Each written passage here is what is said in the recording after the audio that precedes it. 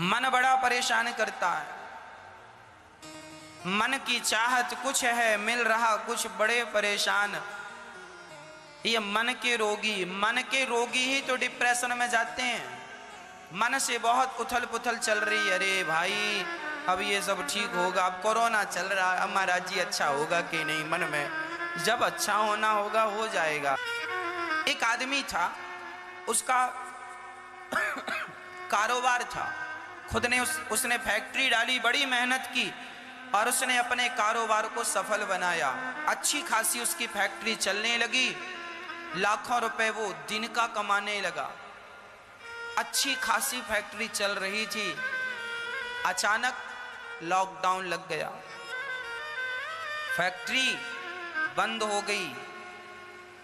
पैसे का कर्जा था, कर्जा तो बढ़ने लगा, इनकम हुई नहीं। अब वो आदमी, देखो समय बुरा आ गया, लॉकडाउन लग गया अर्थात काम धाम उस आदमी का बंद हो गया। तो वो सोचने लगा, डिप्रेशन में आ गया, पागलों की तरह हरकत करने लगा। सोच सोच के मजदूरी कैसे दूंगा, कार्यकर्ताओं को पगार कैसे दूंगा महीने का, और अब क्या होगा, अब क्या होगा, अब क्या होगा, अब क्या होगा, सोच सोच के नेगेटिविटी आ गई। वो पागलों की तरह व्यवहार करने लगा।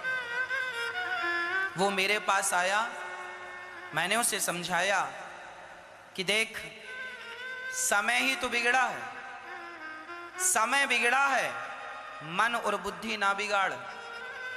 समय बिगड़ा है तो बन भी जाएगा, पर एक बार मन बिगड़ गया, एक बार बुद्धि बिगड़ गई तो फिर बनने को नहीं रही।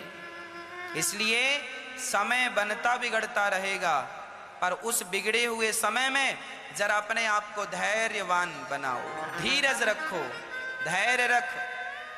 माली सींचे 100 घड़ा, माली सींचे 100 घड़ा, ऋतु आए फल होए। आप किसी भी पेड़ पर 100-100 घड़े रोज पानी डालो, उसमें फल नहीं लगेगा। फल तब ही लगेगा जब वो ऋतु आएगी, वो समय आएगा। आम का मौसम जब आता है तभी आम के पेड़ पर फल लगते हैं, नहीं तो आप 100-100 घड़ा पानी रोज डालो, क्या उसमें फल लगेंगे?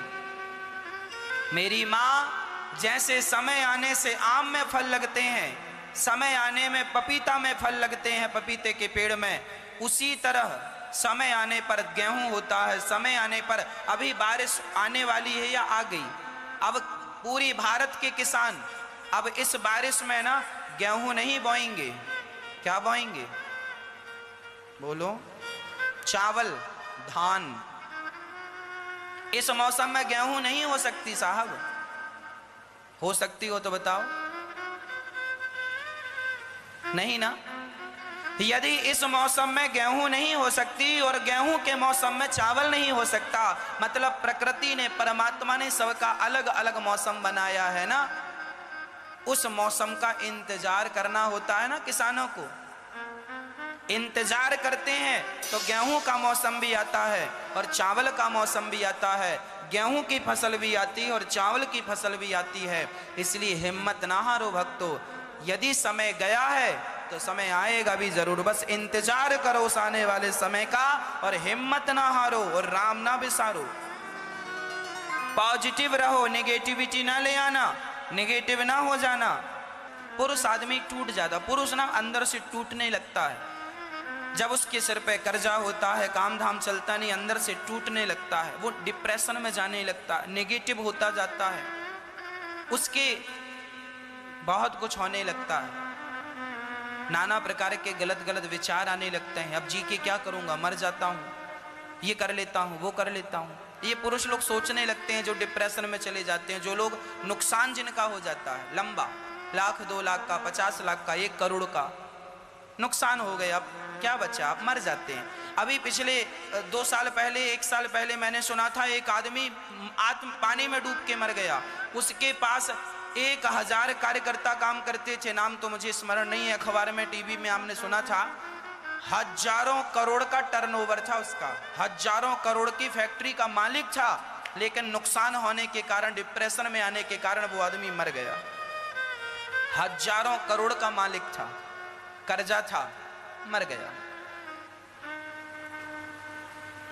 एक और आदमी के बारे में मैंने सुना, उसके पास तो हजारों एकड़ जमीन जायदाद थी और हजारों करोड़, 1-2 करोड़ नहीं, 100-500 करोड़ नहीं, 1000 करोड़ की प्रॉपर्टी होने पर भी उसने अपने आप को गोली मार ली। क्यों?